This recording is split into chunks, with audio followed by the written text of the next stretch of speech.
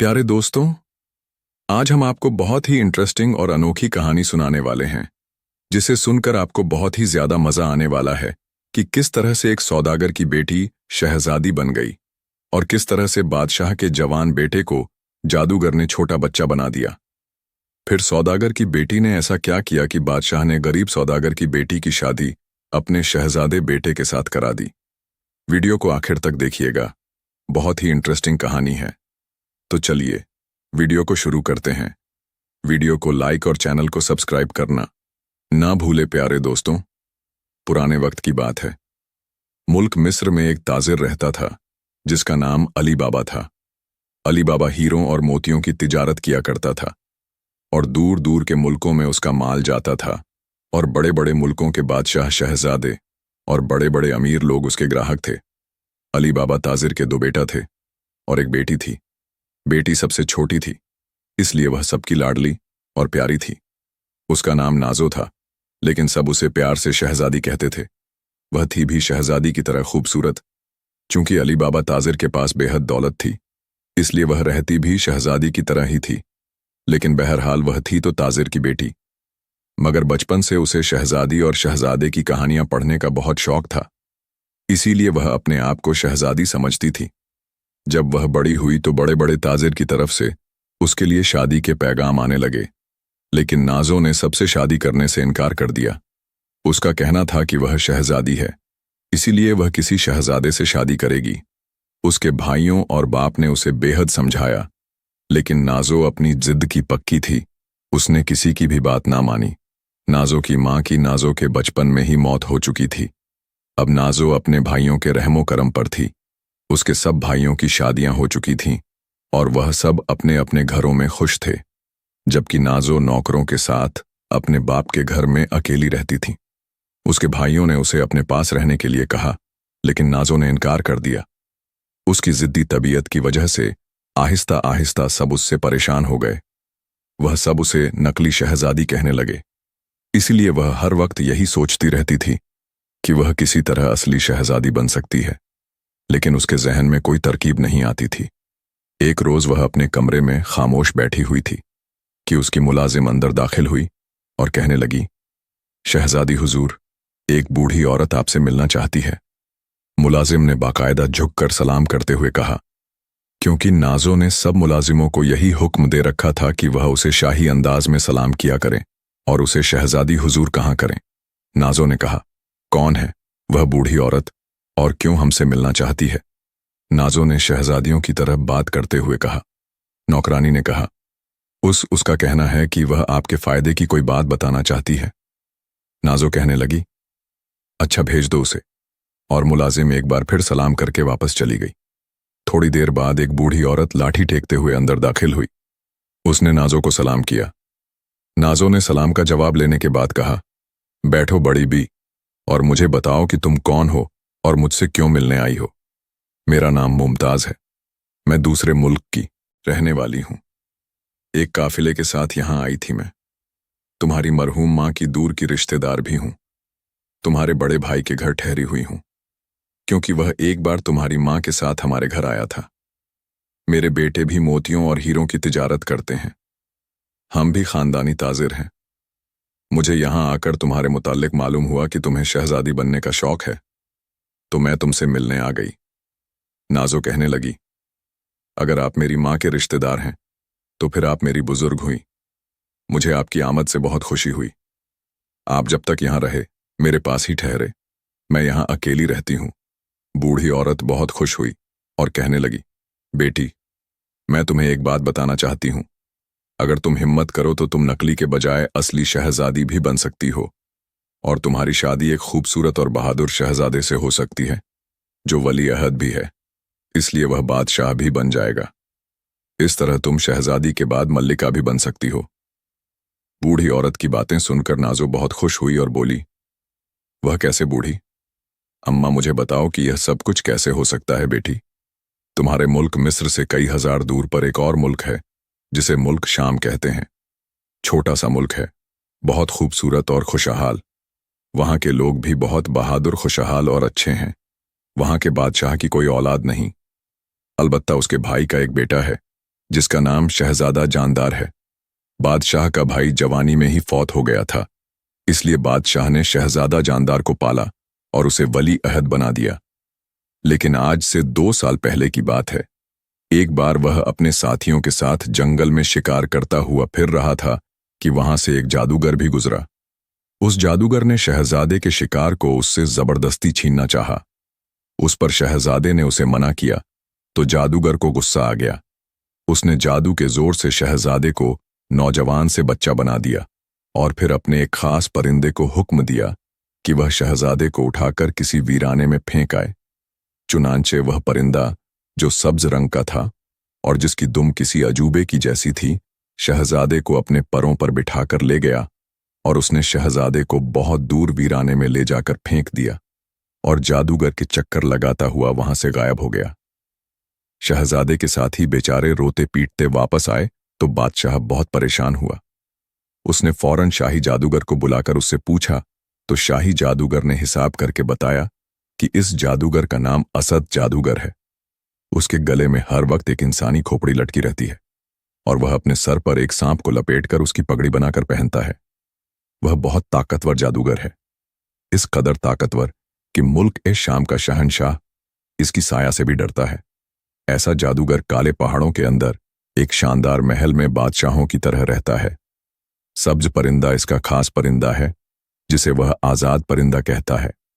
असल में यह परिंदा एक बड़ा ताकतवर राजा है, जिसे असद जादूगर ने परिंदे की शक्ल दे दी है। यह परिंदा फूंक मारकर चट्टानों को अपनी जगह से हिला देता है। शाही जादूगर ने बताया कि इस परिंदे ने शहजादे को मुल्क चीन के वीराने में जाकर फेंका है और शहजादा वहां एक घर में मौजूद है। यह सुनकर बादशाह ने फौरन सिपाहियों का एक तेज रफ्तार दस्ता मुल्क चीन की तरफ रवाना कर दिया। मुल्क चीन से ज्यादा बस कुछ ही दूरी पर वह जगह मौजूद है। चुनांचे सिपाही मुसलसल सफर करते हुए आखिरकार यह 3 रोज बाद इन वीरान में पहुंच गया, जहां शहजादा जानदार एक घर में छुपा हुआ था। शहजादे ने जब अपने साथियों को पहचान लिया तो वह उनके साथ अपने मुल्क में वापस आ गया। फिर बादशाह ने इस जादूगर के खात्मे और शहजादे के ठीक होने के लिए शाही जादूगर को दोबारा हिसाब करने के लिए कहा तो शाही जादूगर ने हिसाब लगाकर बताया कि इस अंधे जादूगर और इसके अंधे परिंदे का खात्मा कोई औरत कर सकती है, मर्द नहीं कर सकता। इस पर बादशाह ने ऐलान कर दिया कि जो भी सांप बादशाह और उसके परिंदे का खात्मा करके शहजादे जानदार को उसकी असली हालत में ले आएगी, उसे बादशाह अपनी बेटी बना लेगा। इस तरह वह औरत शहजादी बन जाएगी और फिर इसकी शादी शहजादे जानदार से कर दी जाएगी, जो कि बेहद खूबसूरत और बहादुर और दिलेर शहजादा है, और बादशाह शहजादे की शादी के बाद तख्तो ताज भी उसी के हवाले कर देगा। इस तरह शहजादा मुल्क का बादशाह बन जाएगा और वह औरत मुल्क शाम की मलिका बन जाएगी। बूढ़ी औरत ने नाजो को तफसील बताते हुए कहा। नाजो बड़े गौर से ये सारी बातें सुनती रही। बूढ़ी औरत की बात सुनकर उसकी आंखों में चमक उभर आई। लेकिन बूढ़ी अम्मा, मैं इस असली जादूगर और इस परिंदे का मुकाबला कैसे कर सकती हूं? मैं तो जादू भी नहीं जानती बेटी। अगर तुम यह काम करना चाहती हो तो फिर तुम पहले मुल्क के शाम जाकर बादशाह और शहजादे से मिलो। उन्हें बताओ कि तुम यह काम करने के लिए तैयार हो। उसके बाद तुम लोग साथ रहने वाले एक बूढ़े आदमी जिसका नाम सेल्जुक है, उसे तलाश करो। यह बूढ़ा किसी जमाने में बहुत बड़ा जादूगर रह चुका है, फिर इसने जादू करना छोड़ दिया और मुल्क शाम में आकर गुमनामी की जिंदगी बसर करने लगा।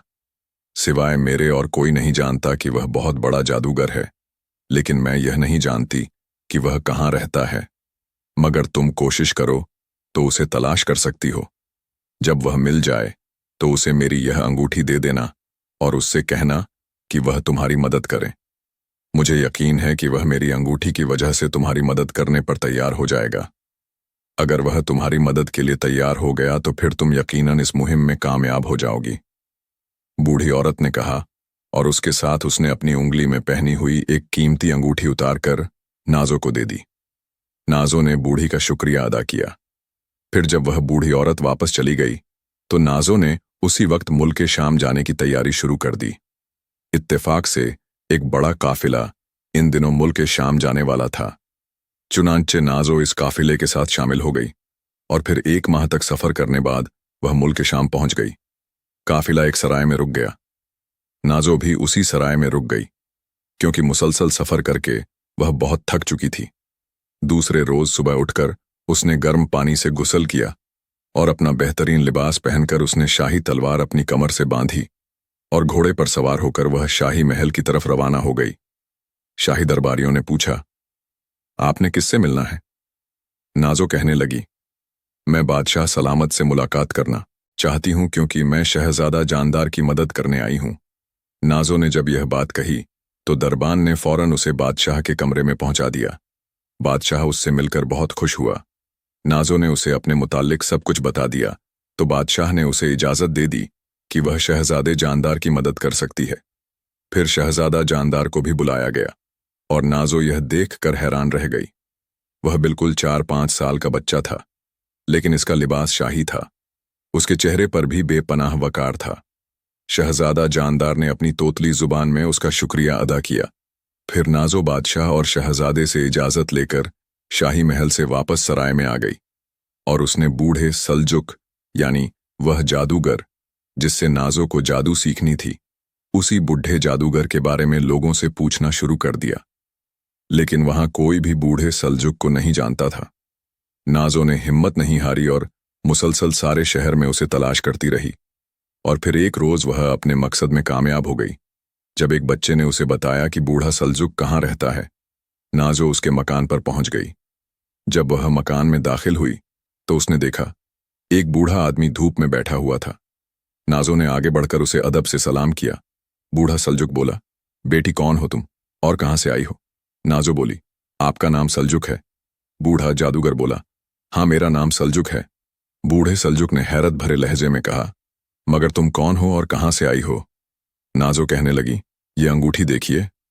नाजो ने जेब से बूढ़ी की अंगूठी निकालकर बूढ़े सल्जुक की तरफ बढ़ाते हुए कहा और सल्जुक अंगूठी देखकर हैरान हो गया। यह तो मेरी बहन मुमताज की अंगूठी है। नाजो ने कहा, आपने इस अंगूठी को दुरुस्त पहचाना और आपकी बहन ने यह मुझे दी है और मुझे आपके पास भेजा है। नाजो ने मुस्कुराते हुए बूढ़े से कहा, वह मेरी वालिदा के रिश्तेदार हैं। बूढ़ा सल्जुक जादूगर ने कहा, अच्छा अगर तुम्हें मुमताज ने भेजा है तो फिर तो तुम मेरी भी मेहमान हो, मगर बेटी तुमने अपने मुतालिक कुछ नहीं बताया।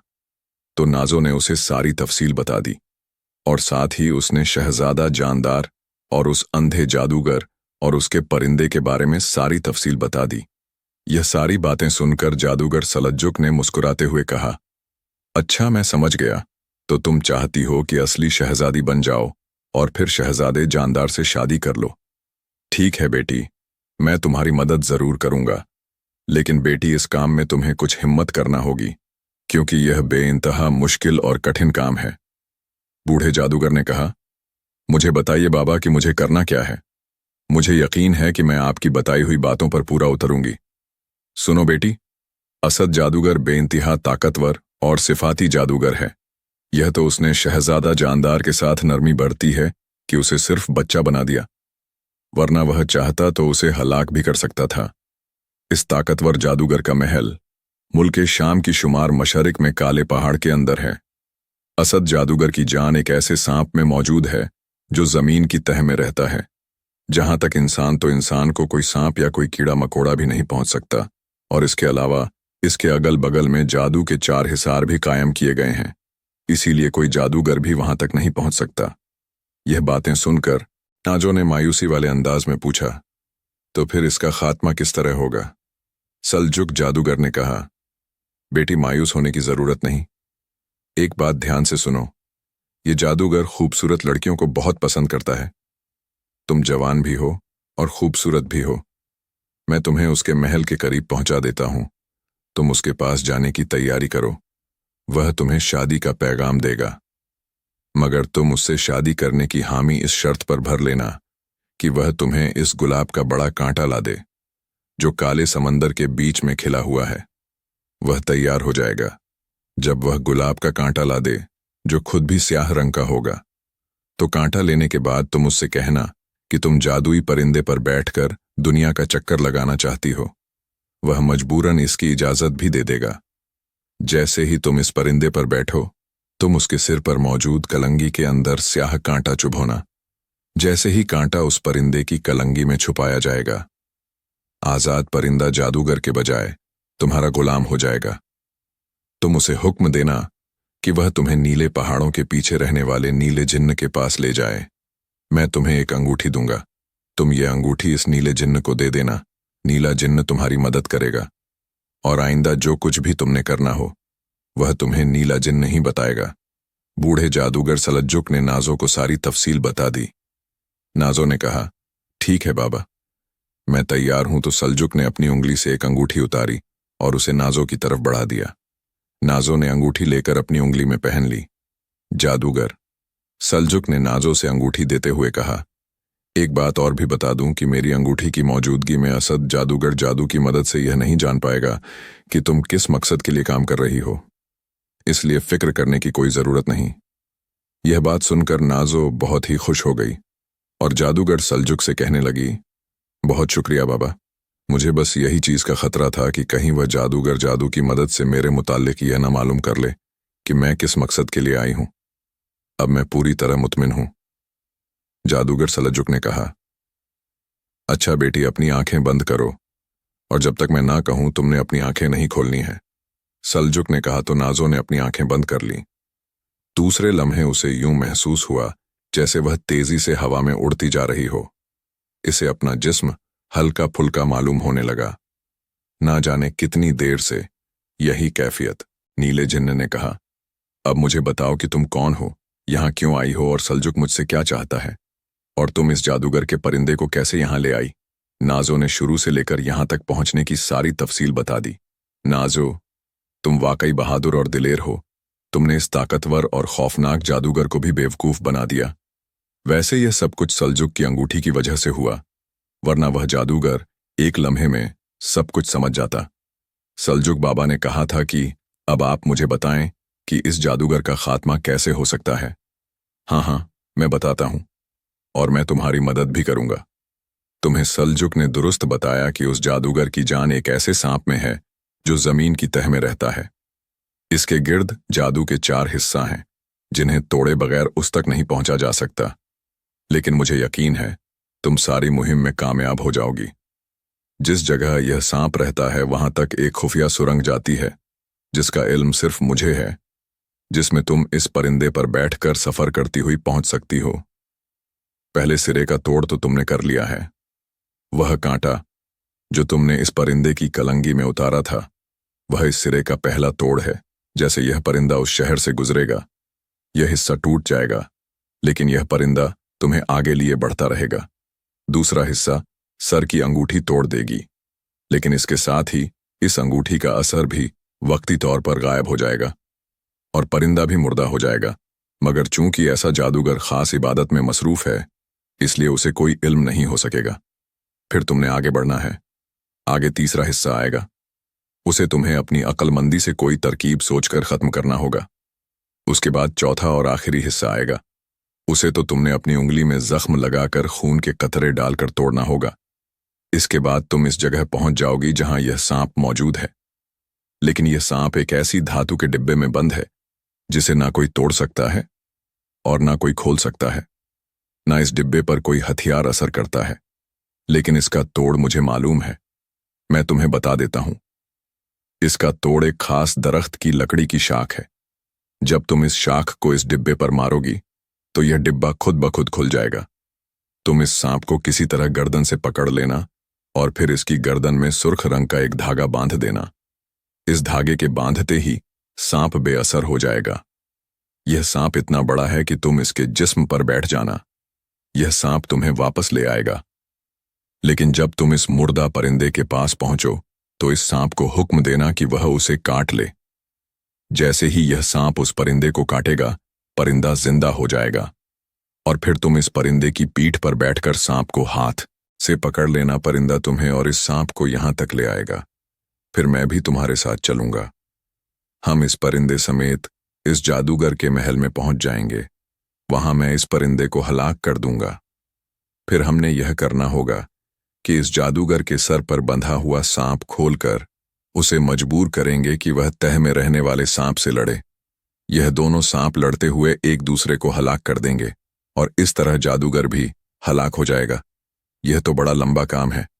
नाजो ने परेशान होते हुए नीले जिन्न से कहा, तुम और मैं इस अंधे जादूगर से कैसे लड़ेंगे? वह तो जादू से हमें बुत बना देगा। नाजो ने कहा, उसकी जान वाला सांप हमारे कब्जे में होगा, इसलिए उसका कोई जादू हम पर नहीं चल सकेगा। नीला जिन्न नाजो से कहने लगा, फिक्र मत करो, तुम बस किसी तरह इस सांप को यहां तक ले आओ। इस काम में मैं तुम्हारी कोई मदद नहीं कर सकता, लेकिन आगे सारा काम मैं करूंगा, तुम तमाशा देखना। नाजो ने कहा, चलो ठीक है, मैं तैयार हूं। तो नीला जिन्न उठा और कमरे से बाहर निकल गया। थोड़ी देर बाद वह वापस आया तो उसके हाथ में एक लकड़ी थी और उसके साथ सुर्ख रंग का एक धागा भी बंधा हुआ था। यह लकड़ी तुमने उस डिब्बे पर मारनी है, यह धागा सांप की गर्दन से बांधना है।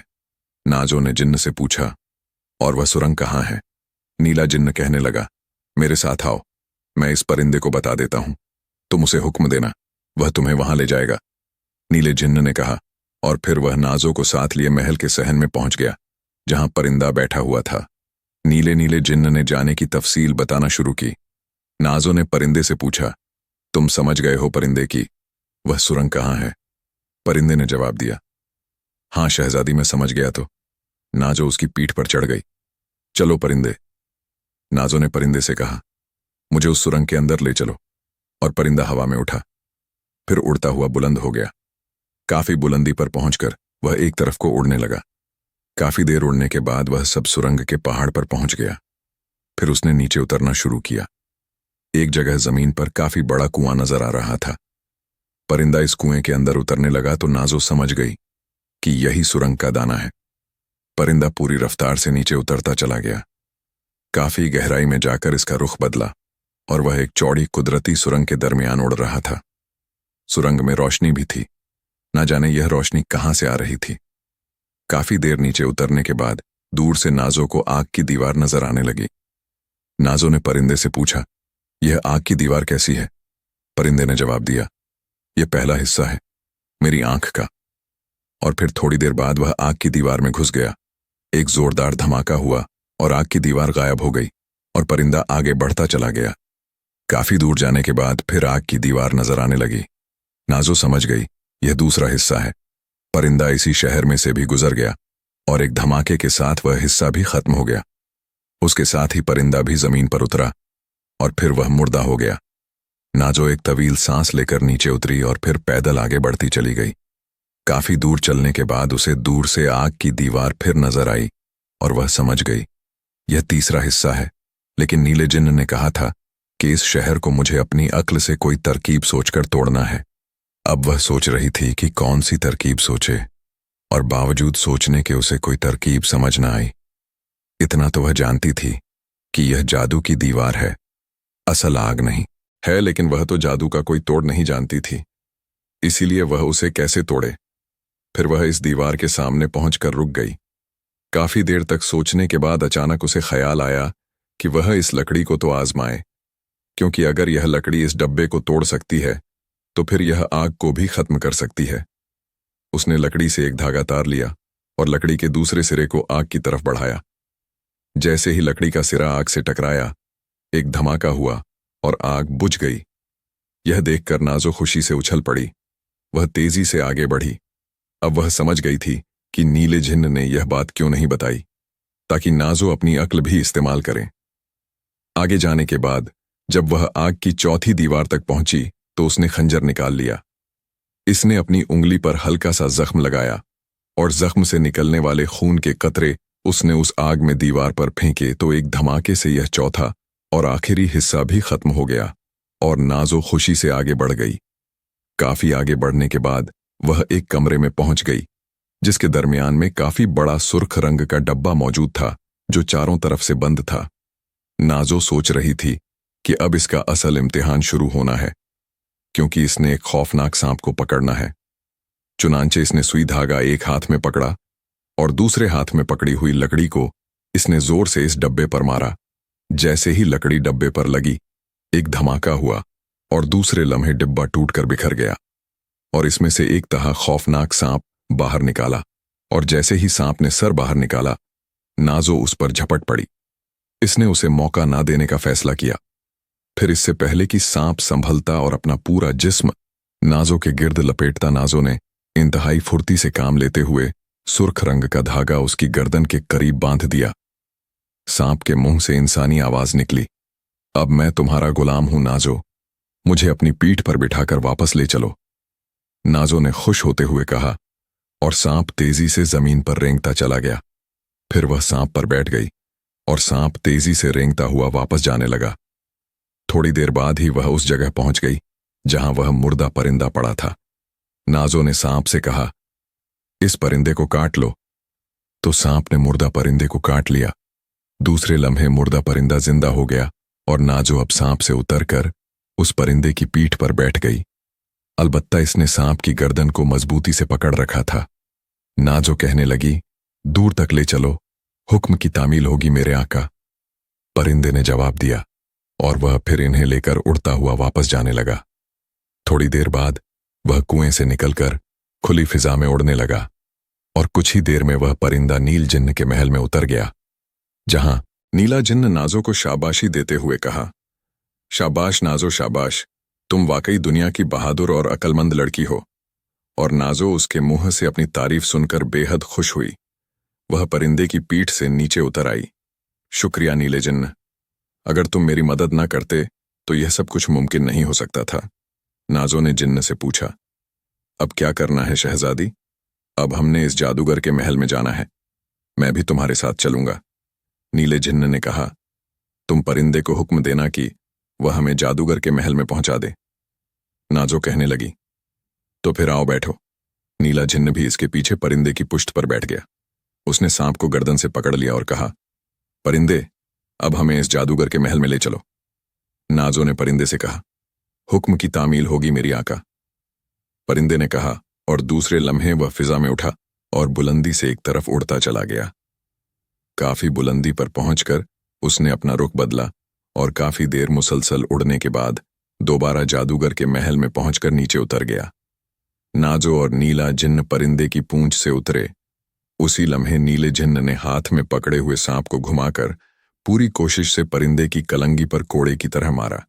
जैसे ही सांप का जिस्म परिंदे की कलंगी से टकराया और परिंदा गायब हो गया और परिंदा हलाक हो गया।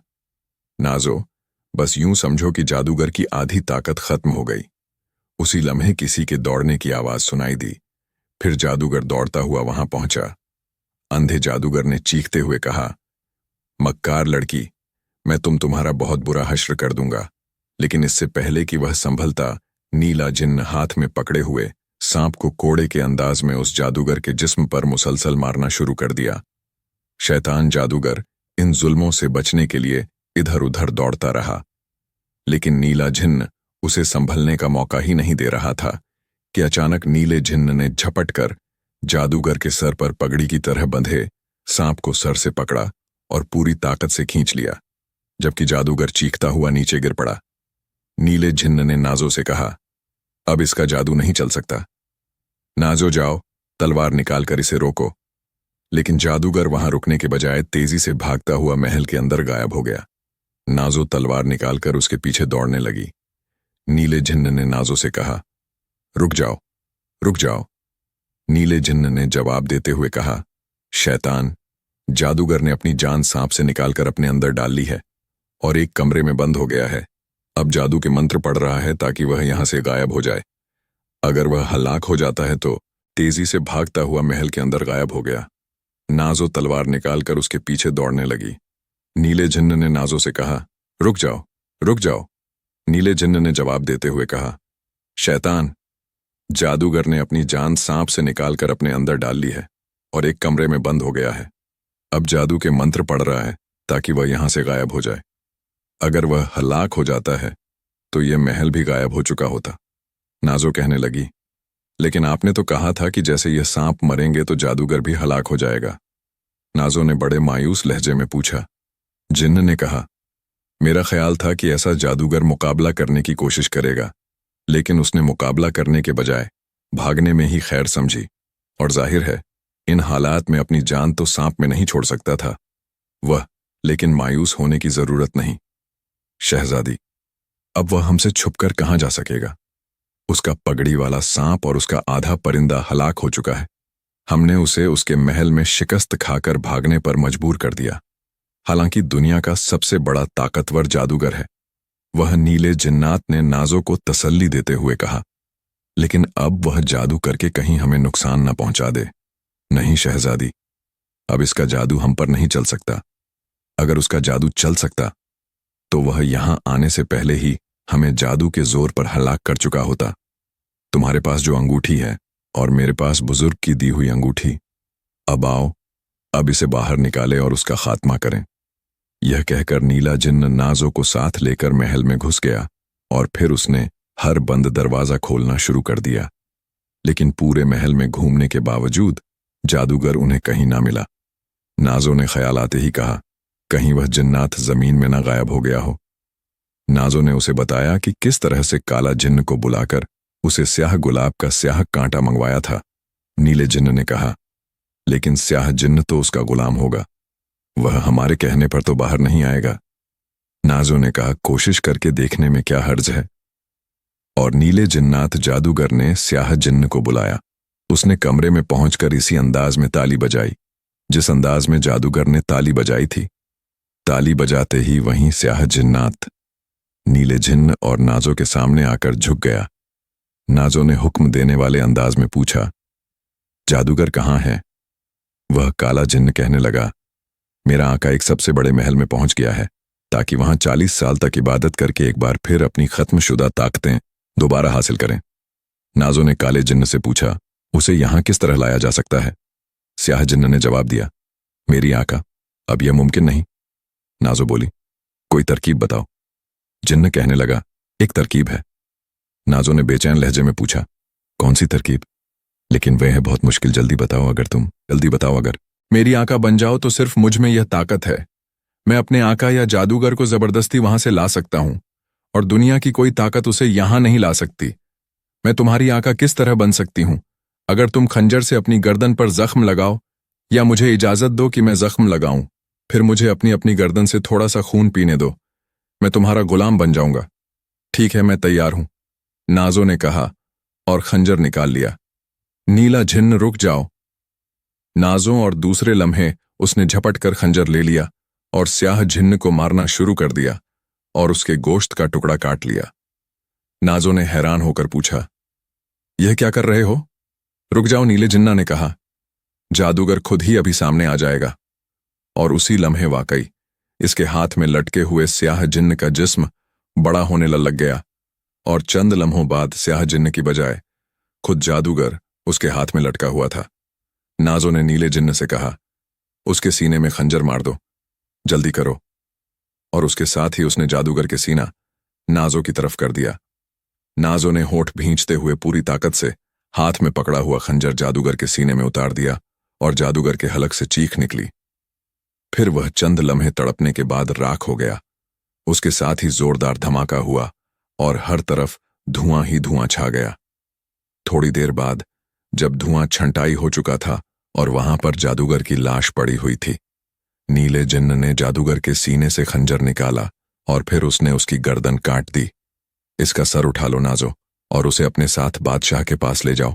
इसकी गर्दन से टपकता हुआ खून जब तुम शहजादा जानदार के जिस्म पर डालोगी तो वह ठीक हो जाएगा। नाजो ने हैरान होकर पूछा, लेकिन मैं तो न जाने कितने अरसे में वहां पहुंचूंगी, तब तक क्या इसकी गर्दन से खून निकलता रहेगा? मैं तुम्हें अभी वहां पहुंचा देता हूं। तुम्हारे हाथ में वो की अंगूठी मौजूद है। आंखें बंद करो, लेकिन इस जादूगर के सर को मजबूती से पकड़े रखना। नाजो हैरत से पूछा, लेकिन पहले यह तो बताओ कि तुमने कैसे पहचान लिया कि यह स्याह जिन्न ही असल जादूगर है?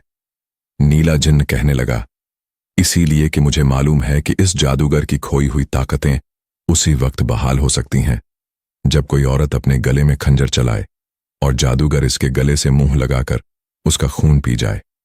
जब स्याह जिन्न यह शर्त लगाई तो मैं समझ गया, काले जिन्न के रूप में खुद जादूगर मौजूद है। वह इसी तरह तुम्हें भी हलाक करना चाहता था और अपनी खोई हुई ताकत बहाल करके मुझे भी हलाक कर देता। नाजो ने उसका शुक्रिया अदा किया और फिर अपनी आंखें बंद कर ली। उसे यूं महसूस हुआ जैसे उसका जिस्म बेहद हल्का फुल्का हो गया। काफी देर बाद जब उसे अपने कदमों तले एक बार सख्त जमीन का एहसास हुआ तो उसने अपनी आंखें खोल दी और दूसरे लम्हे वह यह देखकर हैरान रह गई कि वह मुल्क शाम के शाही महल के सामने खड़ी थी। उसके हाथ में जादूगर का सर था। उसने उसे फौरन ही बादशाह के सामने पेश कर दिया गया। जब बादशाह को मालूम हुआ कि नाजो कामयाब वापस आई है तो वह खुश हो गया। उसने शहजादा जानदार को बुलाया जो अभी तक बच्चे के रूप में था।